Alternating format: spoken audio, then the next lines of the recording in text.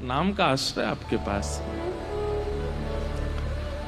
इसलिए भैया एक नाम आश्रय हो जाओ, नाम का त्याग मत करो।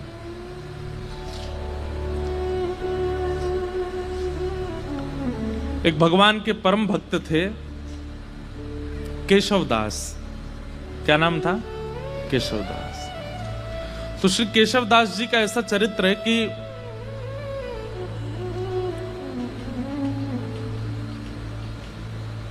एक बार कहीं कथा में बैठे थे। वो कथा में वक्ता ने ऐसी बात कही कि जीवन में कमाई कहां लगाई जाए तो सार्थक मानी जाती है। आपने जो भी कमाया, अगर परिवार में लगाया, घर में लगाया, पत्नी बच्चे परिवार सब में, देखो थोड़ा थोड़ा तो सब जगह लगाना ही पड़ता है, लेकिन फिर भी उसकी सार्थकता कब है? हमारे द्वारा कमाया गया धन वो ऐसी कौन सी जगह लगाया जाए कि उससे सार्थक माना जाए, ठाकुर जी प्रसन्नता मानी जाए? वक्ता बोले कि अगर वो संतों की सेवा में लगा दिया जाए तो जितना अंश संत सेवा में लगता है उससे ठाकुर जी बड़े प्रसन्न होते हैं, वो सार्थक माना जाता है, वो पुण्य माना जाता है। आपकी कमाई करना भी सार्थक हो जाता है अगर संत सेवा बन रही है तो। बहुत ध्यान से सुनना। तो केशवदास जी ने ये बात सुनी कि भैया संत सेवा करनी चाहिए, उसमें जो धन लगता है वही सार्थक माना जाता है। अपनी पत्नी से कह दिया, देवी देखो हम जो भी कमाते हैं ना, उसका जो भी अंश ठाकुर जी कृपा करेंगे हम संत सेवा में उसको प्रस्तुत करेंगे। तुम राजी हो? पत्नी बोली हाँ हम राजी हैं। बंधुओं, भगवान की बहुत बड़ी कृपा मानिएगा कि आपका कोई संबंधी, कोई सगा ऐसा है जो भगवत सेवा करने में आपकी सहायता करता है। उस मित्र को कभी मत छोड़िएगा जो कथा में लेके आता हो। उस मित्र का कभी त्याग मत करना जो वृंदावन लेके जाता हो। वो बहन सबसे अच्छी है जो ठाकुर जी की सेवा करवाती हो। वो भैया सबसे अच्छे हैं जो प्रवचन सुनवाते हों। वो माता पिता सबसे अच्छे हैं जो ठाकुर जी की सेवा की आज्ञा देते हों। वो पति सबसे अच्छा है जो गुरु सेवा में संग लग जाता हो। अगर इन भावों से कोई भी संबंधी आपका है, चाहे वो बुआ जी हैं, फूफा जी हैं, चाचा हैं, ताऊ जी हैं, पति है, मित्र है, उस संबंध का त्याग मत कीजिएगा। चाहे वो जीवन में आगे चल करके भले ही पद भ्रष्ट हो जाए तो भी उसका त्याग मत कीजिएगा। वो कभी आपको कथा में लेके गया था, उसकी वजह से आपको कथा मिली थी, इसलिए उसका त्याग मत करना। तो सबसे बड़ा संबंधी, सबसे श्रेष्ठ संबंधी है। तो कई बार पति भक्त होते हैं पर पत्नी का स्वभाव नहीं होता, और पत्नी भक्त होती है, पति का स्वभाव नहीं होता। दोनों विपरीत होते हैं तो बहुत मुश्किल होती है फिर। लेकिन केशवदास जी की जो पत्नी थी वो बिल्कुल योग्य थी। उसने कहा आपकी जैसी इच्छा, आप कहेंगे संत सेवा होनी चाहिए तो होगी। इतना धन नहीं कमाते थे, बहुत अल्प सी धन कमाते थे कि बस दिन रात भोजन हो जाए बस, लेकिन संत सेवा का प्रण ले लिया। एक बात मानेंगे हमारी, कथा में या गुरुजनों के द्वारा जब कोई बात ऐसी आप सुनते हैं जिसको सोच करके सुन के आपके मन में आता है ये मुझे करना चाहिए, लेकिन मैं कैसे करूं, मेरे पास व्यवस्था नहीं है। आप जब व्यवस्था को आगे रख करके किसी आज्ञा से पीछे हट जाते हैं तो बहुत बड़ी गलती करते हैं। कोई आज्ञा ऐसी हुई, कोई बात ऐसी कथा में सुनी या गुरुजनों से सुनी, वो बात सुनकर के आपके मन में आया ये मुझे करना चाहिए, लेकिन मेरे यहां व्यवस्था नहीं है। व्यवस्था का विचार ही मत करो। जैसे ही आपको लगा कि मुझे करना चाहिए, आप करने लग जाओ। जिन महापुरुष से आपने सुना या जिस ग्रंथ की बात आप सुन के आए हो वो सामर्थ्य प्रदान करेंगे, व्यवस्था कर देंगे। आप बस लगना शुरू करो उसमें।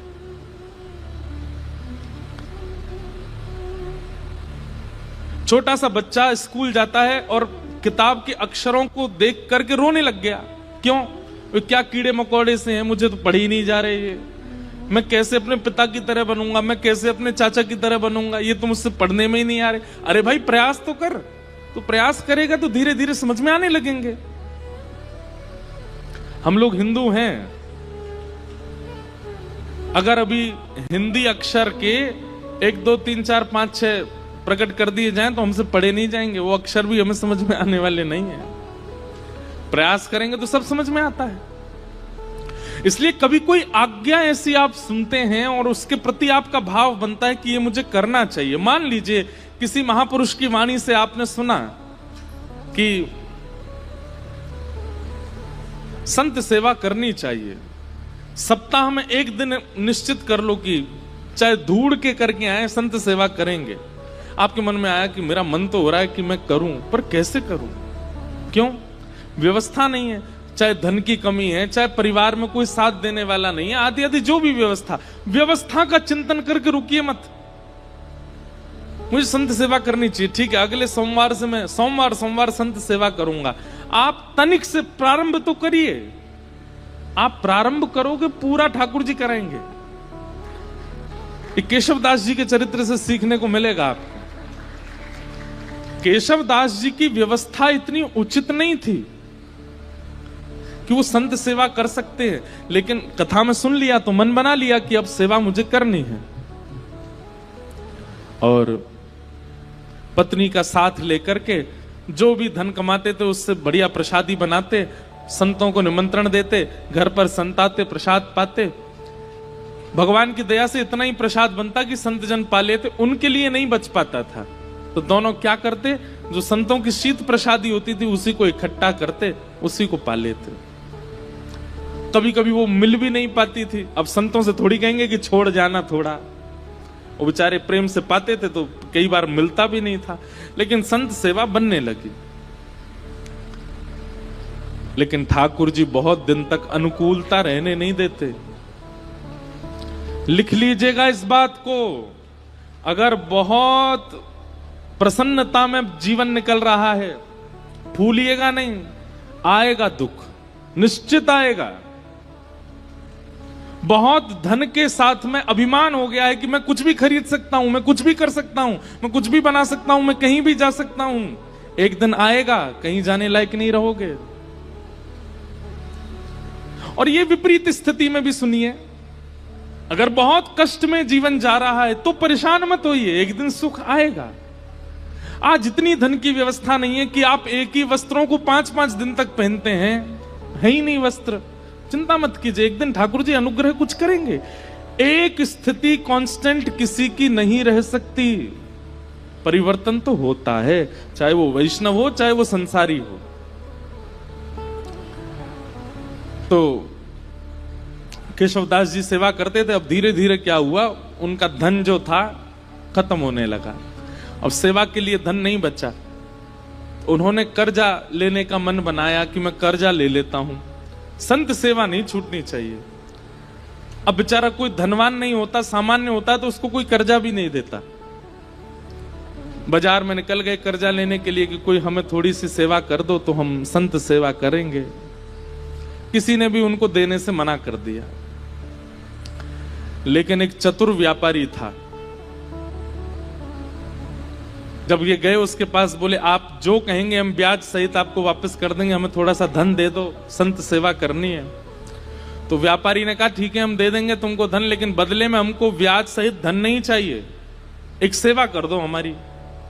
ये तो नाचने लगे, बोले आप जो कहोगे सो करूंगा। क्या करना है पूछा नहीं। हम आप सब लोग होते तो पूछते, भाई हम जितना धन ले रहे हैं उसके समान ही मेहनत करेंगे। बोले आप धन दे दीजिए, मैं संत सेवा कर रहा हूं, उसके बाद आ जाऊंगा, आप जो कहोगे करने को तैयार हूं। धन दे दिया, संत सेवा हो गई। संत सेवा करने के बाद पत्नी से कह दिया देखो अब अगले 1 हफ्ते के लिए हमारे पास में खूब संपत्ति आ गई है, अब तुम चिंता मत करो, संतों की सेवा पर मैं किसी को कर्जा चुकाने जा रहा हूं। तो कर्जा कैसे चुकाओगे, आप धन तो है नहीं। बोले वो सेवा करनी है, उसी से चुक जाएगा। एक भला आदमी मिल गया, उसने कहा कि पैसा मत लौटाना, सेवा कर देना। केशवदास जी लौट करके गए उसके पास, बोले भैया बताइए क्या सेवा करनी है। आप कहें तो बर्तन मांज दूं, झाड़ू लगा दूं, पोंछा कर दूं, पुताई कर दूं, क्या करना है आप बताओ। बोले हमारी एक जमीन है, वहां पर कुआं खोदना है। कुआं खोदना है। कुआं खोदने का मतलब समझते हैं? कितनी गहराई में जाना पड़ेगा, जब तक जल ना आ जाए तब तक खोदते रहो, और जब वो जल निकलना प्रारंभ हो जाए उसके बाद भी कितने फीट अंदर तक खोदना पड़ेगा, फिर चिनाई करनी पड़ेगी, कुएं में पूरा उसको आकृति देनी पड़ेगी, फिर बहुत दिन तक जल खींचना पड़ेगा, सारा मतमैला जल निकल के जब बिल्कुल स्वच्छ जल आ जाएगा तब कुएं का निर्माण होगा। इतना तो धन भी नहीं लिया था उन्होंने जितना उनको सेवा दे दी, लेकिन प्रसन्न हो गए। जो आ गया, कहां जाना है बताइए। एक बार भी ये नहीं कहा कि आप ऐसी सेवा कैसे करा सकते हैं। पहुंच गए फावड़ा लेकर के और लगे, जैसे करते निकालते फेंकते करते मिट्टी, तो वो एक गति जैसी बन गई थी। फावड़े चलने की आवाज, मिट्टी भरने की आवाज, फिर उसको दूर फेंकने, उसकी जो वो धुन बन गई थी, उसमें इतना उनको सुख मिलने लगा था कि वो राम राम जपते हुए ये करते थे। और उन्होंने नियम लिया कि ये मैं अपनी संत सेवा चुका रहा हूं, किसी से लिए थे मैंने धन संत सेवा, वो चुका रहा हूं। मैं नियम रखूंगा कि मैं इस पूरे क्रियाकलाप में संसारी बात नहीं करूंगा, केवल राम राम बोलूंगा। कुआं खोदते जा रहे हैं। 2-3 दिन बाद पत्नी को लगा ये कहां जाते हैं, सुबह के जाते हैं रात तक आते हैं। पत्नी भी आ गई, संत सेवा करके आती थी, उसको कहते थे कि अब गहरा हो गया है, तुम मिट्टी में भर के दिया करूंगा, तुम फेंक दिया करना, और सुनो कोई संसारी अपवाद विवाद नहीं, केवल राम नाम बोलना। उनका तो अच्छा भजन हो गया। बोले कि इतने प्रसन्न रहने लगे केशवदास जी, बोले भजन भी हो रहा है और मेरे पैसे भी चुक रहे हैं। वो व्यापारी बड़ा खुश कि हमारा तो इतना पैसा भी नहीं लगा जितना बड़ा काम हो रहा है। करते जा रहे हैं, पर कई बार बंधुओं भक्तों को अपना यश खुद नहीं बनाना पड़ता, ठाकुर जी उनका यश बनाते हैं। और कई बार यश दिलाने से पहले ठाकुर जी बहुत तगड़ी ठोकर देते हैं। कुएं में पानी का स्रोत आने लगा था, पानी नीचे से आने लगा था। बड़े प्रसन्न हो गए थे केशवदास जी कि अब जल आ गया है, वो जिन्होंने मुझे धन दिया उनकी सेवा पूरी हो रही है। लेकिन तभी जोर की हवा चली और बगल के मिट्टी जो गहराई में चले गए थे, तो वो मिट्टी थोड़ी सी ढीली हो गई और वो पूरी नीचे आ गई, और जितना कुआं भरा था सब दोबारा भर गया और केशवदास जी अंदर ही दब गए उसमें। पत्नी दौड़ी दौड़ी इधर उधर भागी, अरे कोई बचाओ, मेरे पतिदेव अंदर गिर गए हैं, कोई बचा के लाओ। कोई धनवान मानी व्यक्ति होता तो लोग प्रयास भी करते, अब केशवदास जी बेचारे सामान्य व्यक्ति, किसी ने मदद नहीं की। सब सोचने लगे कितना गहरा, तुम्हारे पति को 1 महीना लगा इतना अंदर जाने में, हम इतने भीतर तक मिट्टी कैसे निकालेंगे बाहर। कुछ लोगों ने सोचा, बोले भाई अकेला निर्वन कैसे करेंगे, कुछ पैसा वैसा देके इनको शांत कर दो, और कुछ धन धान्य दे करके उनको, बेचारी वो भी कहां तक किसके पास जाती हैं। लेकिन रोज ठाकुर जी से प्रार्थना करती, मेरे पति ने कभी कोई गलत क्रिया नहीं की, आपके नाम का आश्रय लिया, संत सेवा की, नाथ आप ऐसा अनहित नहीं कर सकते उनके साथ। 1 महीना व्यतीत हो गया, मृतक घोषित हो गए केशवदास जी।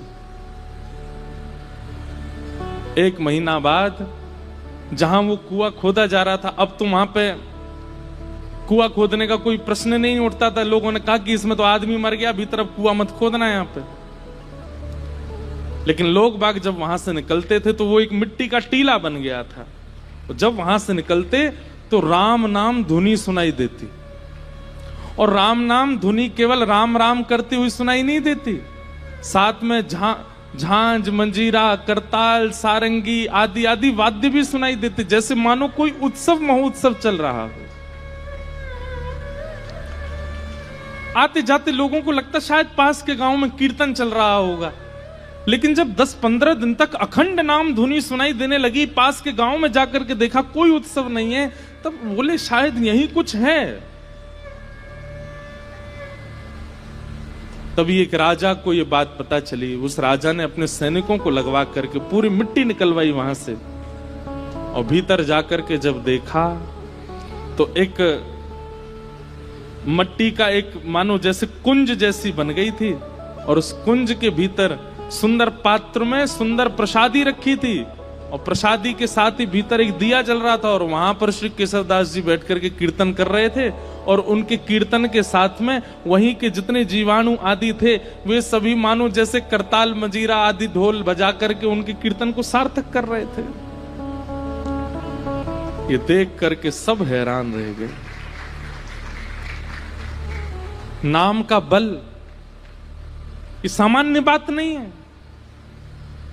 नाम का आश्रय लेने वाला व्यक्ति कैसी भी परिस्थिति में हो, नाम सब सुलभ कराने की सामर्थ्य रखता है। ठाकुर जी के नाम में इतना बल है। हमारे गोवर्धन में एक बाबा गए, गुरु दीक्षा लेने के बाद अपने गुरु जी से कहा, आप जो आज्ञा देंगे मैं उसको पूरी करूंगा, आप बस आज्ञा दीजिए। गुरु जी ने भी ऐसी आज्ञा दी जो बाबा कर ही नहीं सकते थे। क्या? कि जितने भी संस्कृत साहित्य ग्रंथ हैं हमारे संप्रदाय के, सबका अध्ययन करके सबको कंठस्थ करो। बाबा बोले, मैं तो अंगूठा टेक, मुझ पर संस्कृत कहां आती है। गुरु जी बोले, हम एक ही बार आज्ञा देते हैं, हमने जो आज्ञा देनी थी वो दे दी। बाबा इतने रोने लगे, गिरिराज जी के तलेटी में रोते, हे किशोरी जी, हे श्यामाजू, मैं तो अनपढ़ गंवार हूं, और गुरु जी ने आज्ञा की कि सारे संस्कृत साहित्य हमारे संप्रदाय के सबको कंठस्थ करो। कैसे करूंगा मैं? मुझे तो पढ़ना ही नहीं आता, मुझे तो केवल आपका नाम आता है, मैं तो केवल राधा राधा करना जानता हूं और कुछ नहीं आता मुझसे। इसी चिंता में रोने लगे, राधा राधा पुकारते पुकारते रोते थे कि मुझ पर तो कुछ भी नहीं आता, मैं अपनी गुरु इच्छा गुरु आज्ञा को कैसे पूरी करूं। 4-5 दिन तक तो रुदन किया, 5वें दिन मानसी गंगा में डूब करके प्राण त्यागने को तैयार हो गए। बोले, अब मैं प्राण त्याग दूंगा, अब जीवित रहने का मेरा कोई, मैं गुरु इच्छा पूरी नहीं कर पा रहा, गुरु आज्ञा पूरी नहीं कर पा रहा, और मेरी उम्र अब 50 की हो चुकी है, अब मैं कहां से पढ़ना सीखूं, कैसे याद करूं। मानसी गंगा में जैसे ही अपने प्राण त्यागने के लिए कूद ही रहे थे, तभी किशोरी जी प्रकट हो गई, और किशोरी जी प्रकट होकर के बोली, क्यों अपने प्राण त्याग रहे हो? बोले कि हे स्वामिनी जी, मेरे गुरु ने आज्ञा की, मेरा सौभाग्य कि आपके मुझे दर्शन हो गए, पर मेरे गुरु ने मुझे आज्ञा की कि सारे संस्कृत साहित्य याद करो। कैसे करूं? मैंने तो पढ़ा लिखा ही नहीं हूं। किशोरी जी ने कहा, अपनी जीभ बाहर निकालो, और बाबा ने अपनी जीभ बाहर निकाली। श्यामाजू ने वो जीभ पकड़ करके और एक सीख से उस पर कृष्ण लिख दिया, और कृष्ण लिख करके कहा, अब जाओ, तुमने जीवन भर नाम गाया है मेरा, और उससे श्री कृष्ण प्रसन्न हुए हैं। श्री किशोरी जी का नाम गाने से किशोरी जी प्रसन्न नहीं होती हैं, ठाकुर जी प्रसन्न होते हैं, और ठाकुर जी का नाम गाने से किशोरी जी प्रसन्न होती हैं।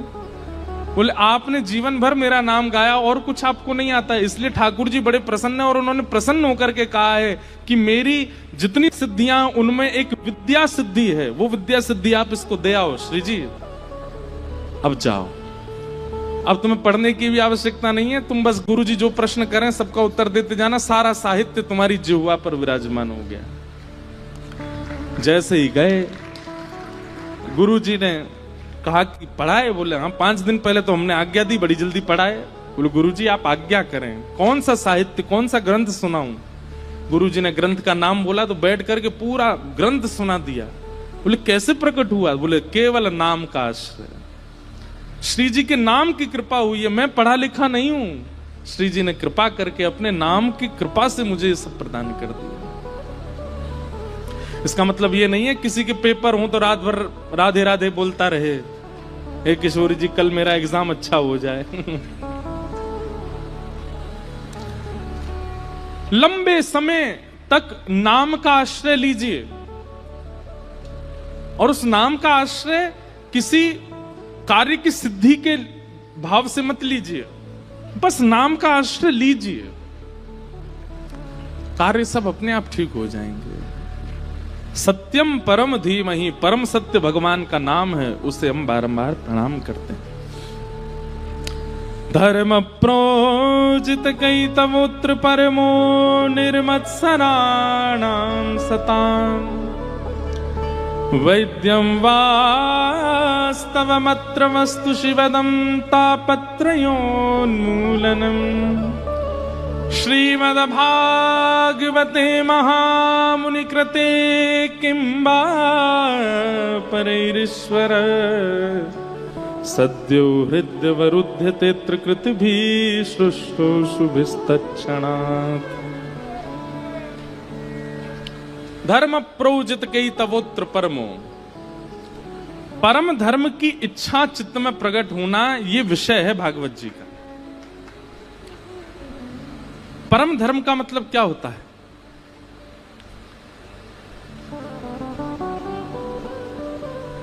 परम धर्म का मतलब क्या है कि अब मैंने बहुत कमा लिया, बहुत खा लिया, बहुत कर लिया, बहुत सब कुछ करके देख लिया, अब मुझे एक ठौर चाहिए बस। एक प्रकार का ये परम धर्म है। धर्म क्या है? कमाने में निपुणता प्राप्त करना, घर परिवार को संभालने में निपुणता प्राप्त करना, बच्चों का ब्याह करना, पत्नी को संभालना, परिवार को संजोना, व्यापार भी उचित कर, ये सब धर्म के अंतर्गत आता है। पर परम धर्म का मतलब क्या है? अब इस देह का तो मैंने कल्याण कर लिया, अब आत्मा का कल्याण करना है, वो परम धर्म है। एक दिन ऐसी चेतना मन में प्रकट हो जाए कि बस अब इस आत्मा की सदगति मुझे देखनी है, कैसे होगी? अब मुझे एक आश्रय चाहिए। आपने सुना होगा प्राचीन काल की जितनी भी राजाओं की कथा सुनाते हैं व्यास मंच, सब में क्या कहते हैं? एक उम्र आने पर राजा वन को चले गए, राजा वन में जाकर के भजन करने लगे। पर आजकल कोई वन में नहीं जाता, वन ही नहीं बचे। आजकल कोई वन में नहीं जाता। लेकिन एक बात कहें, इस कलिकाल में वन श्री वृंदावन है। आपका मन जिस दिन वृंदावन की ओर बढ़ जाए, मन जिस दिन वृंदावन के अलावा और किसी को प्रायोरिटी ना देता हो, उस दिन समझ जाना कि बस यही हमारा वनवास है, यही हमारा वन गमन है। मन में और कोई इच्छा ना आवे वृंदावन के अलावा। बंधुओं, कभी कभी अपनी भक्ति ऐसे नापा कीजिए कि आपको ठाकुर जी और दूसरी तरफ संसार की कोई वस्तु रख दी जाती हो और एक चीज चुनने को कही जाती हो, फिर अपने मन को देखा करो कहां की तरफ आकर्षित हो रहा है। जैसे एक तरफ तो ठाकुर जी का राजभोग प्रसाद है और दूसरी तरफ पिज्जा है, बर्गर है, बढ़िया बढ़िया चीजें हैं संसारी जो ठाकुर जी को भोग नहीं लगी। अब अपने मन से पूछो, एकांत में किया करो, ये सबके सामने करोगे तो सबको पता चल जाएगा। और कई बार सबके सामने तो आप आडंबर भी कर सकते हो, जबरदस्ती प्रसाद ही पकड़ोगे। पर कभी कभी अपने आप से पूछिए कि आपका मन किस तरफ जा रहा है। आप नाम जप करते हैं, रोज तिलक लगाते हैं, कथाएं सुनते हैं, कभी कभी नाप तोल के देखा तो कीजिए कि भक्ति की स्थिति पहुंची कहां अभी। बहु व्यंजन एक तरफ रख दीजिए और ठाकुर जी का प्रसाद एक तरफ रखिए और बिल्कुल बिना चीटिंग के देखो कहां की तरफ, किसकी सुगंधि की तरफ, किसके स्वरूप की तरफ जीव में पानी आ रहा है, मन जा रहा है। अगर वो संसारी वस्तु के प्रति हो रहा है तो फिर उसके बाद भजन में एक माला बढ़ा दो, थोड़ा सत्संग और बढ़ा दो। और यदि वो ठाकुर जी के प्रसाद की ओर भाग रहा है, बहु व्यंजन सामने रखें लेकिन मन में इच्छा ही प्रकट नहीं हुई, ठाकुर जी का प्रसाद प्रधान है, तो अब ये समझ जाओ कि हमारे गुरु की कृपा, हमारे भजन का प्रभाव, हमारी सत्संग, हमारे पुण्यों का प्रभाव, ठाकुर जी हमें प्रिय लग रहे हैं। अब प्रसन्न हो जाओ, स्थानों को रखो। एक तरफ अपॉर्चुनिटी है आपके पास कहीं विदेश जाने की और एक तरफ अपॉर्चुनिटी है फ्री समय हम वृंदावन भी जा सकते हैं। कहां जाना चाहिए? लेकिन मन में विदेश का ही आएगा। यहां बोल रहे हो आप लोग, आप विदेश जाने के लिए पहले हां करोगे, वहां जाना है। कभी कभी ये नाप तोल करके देखा कीजिए कि कहां की तरफ रुझान ज्यादा है, और यदि वो रुझान भगवत सेवा के प्रति, भगवत वस्तुओं के प्रति बढ़ रहा है तो इसका मतलब क्या है आप परम धर्म के मार्ग पर अब निकल चुके हो, अब उसके प्रयास और ज्यादा कीजिए। अब ठाकुर जी ने चुन लिया है, अब इस मार्ग को और निपुणता से इस मार्ग पर आगे बढ़िए। धर्म प्रौजत कई तवोत्र परमो निर्मत सराणाम सता।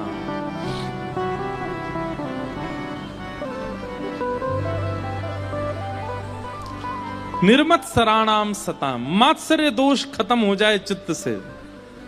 किसी के प्रति ईर्ष्या, किसी के रूप स्वरूप वैभव संपत्ति और उसकी श्रेष्ठताओं को देखकर के आपके चित्त में ज्वलनशीलता ना होती हो, प्रसन्नता होती हो, समझ जाओ अब ठाकुर जी हमें स्वीकार कर रहे हैं। तीसरा, वैद्यम वास्तव मत्र वस्तु शिवदम। अभी नासिक में कथा थी तो एक बालक मुझे कोई बोला कि मैं ठाकुर जी के किसी भी मंदिर में जाऊं, ऐसा जरूरी नहीं एक ही मंदिर में, कहीं भी किसी भी मंदिर में जाऊं मुझे सब भगवान दिखते हैं, लेकिन एकमात्र ठाकुर जी को देख के भगवान वाली फीलिंग नहीं आती। ऐसा लगता है ये मेरे कोई हैं। इसका क्या मतलब है? मैंने कहा ये मतलब है ठाकुर जी आपको कुछ मानते हैं। बोले मैं पंडरीनाथ जी को देखता हूँ, बोले रुक्मणी मैया को देखता हूं तो मुझे लगता है ये भगवान है। मैंने कहा भाई ऐसा मत करे, उनको भी कुछ मान ले अपना। बोले नहीं महाराज जी, हनुमान जी को देखूं, गरुण जी को देखूं, गणेश जी को देखूं, मंदिर में जिनको भी देखता हूं सबके प्रति भगवान की भावना आती, पर मुख्य ठाकुर जी वंशी वाले हों या लड्डू गोपाल हों, ये कहीं भी दिख जाते हैं दुनिया में तो ये लगता है ये मेरे हैं, ये मेरे अपने। मैंने कहा भाई देख, प्रियतमा होती है ना पत्नी, भली उसका पति बहुत बड़ा कलेक्टर बन जाए, बाकी सब लोग तो उसके सामने सल्यूट करेंगे, पर पत्नी को वो अपनी किसी भी स्थिति में चला जाए, कितना भी श्रेष्ठ बन जाए, कितना भी उचित बन जाए, वो उसको हर स्टेज पर, हर परिस्थिति में, हर स्थिति में अपना ही लगता है। संबंध है तभी तो अपना लगता है। मां को अपना बेटा कोई श्रेष्ठ व्यक्ति नहीं दिखता है, बेटा बेटा ही दिखता है। ऐसे अगर ठाकुर जी के प्रति भगवत भावना आकर के कोई अपनत्व की भावना आती है, उसका मतलब है ठाकुर जी भी संबंध मान चुके हैं। अब बस ढूंढो कि वो संबंध है कौन सा। हम तो ये कहते हैं भैया भारत में जितने ठाकुर जी के मंदिर है ना, इन सबको अपना परिवार ही बना लो। जैसे श्री पंडरीनाथ भगवान हैं, ये कौन है? बोले ये हमारे फूफा जी हैं। वहां की रुक्मणी मैया बुआ जी हैं। कोई पूछे कहां जा रहे हो? फूफा जी के घर जा रहे हैं। पंढरपुर जा रहे हैं? नहीं बोलो कहां जा रहे हो? बुआ जी के यहाँ जा रहे हैं अपनी। एक दो बार तो आदमी यही सोचेगा, और इतनी निपुणता से बोलो कि सामने वाले को यही लगे कि बुआ जी के यहाँ ही जा रहे हो। 5-6 बार बाद उसको पता चले कौन सी बुआ जी तुम्हारी? बोले चंद्रभागा नदी के तट पर रहती हैं, रुक्मणी मैया हमारी बुआ जी हैं, ठाकुर जी हमारे फूफा जी हैं। द्वारिका के ठाकुर जी को अपने जीजा जी मान लो, वहां की रुक्मणी मैया हमारी बहन है। अब कहां जा रहे हो? जीजा जी के यहाँ जा रहे हैं। जगन्नाथपुरी में ये कौन है? बोले ये हमारे चाचा जी हैं, चाचा जी से मिलने जा रहे हैं। बद्रीनाथ भगवान, बोले ये तो नाना जी हैं हमारे। अच्छा बद्रीनाथ वैसे भी नाना जी हैं, क्यों? श्रीमद् भागवत का निर्माण बद्रीनाथ में ही हुआ, और भागवत जगत माता है, और माता जी का जो जन्म स्थान होता है वो नानी का घर ही होता है। लो ऐसे भी संबंध बन गया कि वो नाना जी हैं। श्री राधा रमन जी कौन है? बोले ये तो हमारे प्रियतम हैं। बिहारी जी कौन है? ये हमारे सखा हैं। राधा वल्लभ जी कौन है? बोले ये हमारे सखा के सखा हैं। ऐसे कोई संबंध, सबसे संबंध बना लो और फिर उस संबंध का निर्वहन कीजिएगा, उस संबंध को निभाइएगा, उसी संबंध से जाइए, उसी दृष्टि से देखिए, उसी भाव से मिलिए। बिहारी जी अगर आपको भाई के रूप में लगते हैं और कभी बहुत भीड़ हो जाए तो भीतर जाकर के थोड़ा रोष भी बहन की तरह कर सकते हो या भाई की तरह कर सकते हो। अरे भैया तो बहुत बड़ा होगा, अब तो दर्शन ही ना दे हमें, इतनी भीड़ है गई है, कोई धक्का मारे, कोई भगा दे यहाँ ते, ऐसा मत करे भैया, लाला मिल लेकर हम ते। ठाकुर जी अनुग्रह करेंगे, ठाकुर जी कृपा करेंगे। आप संबंध मानिए। ये बात कोई मनगढ़ंत नहीं है, ये भगवत वाणी है।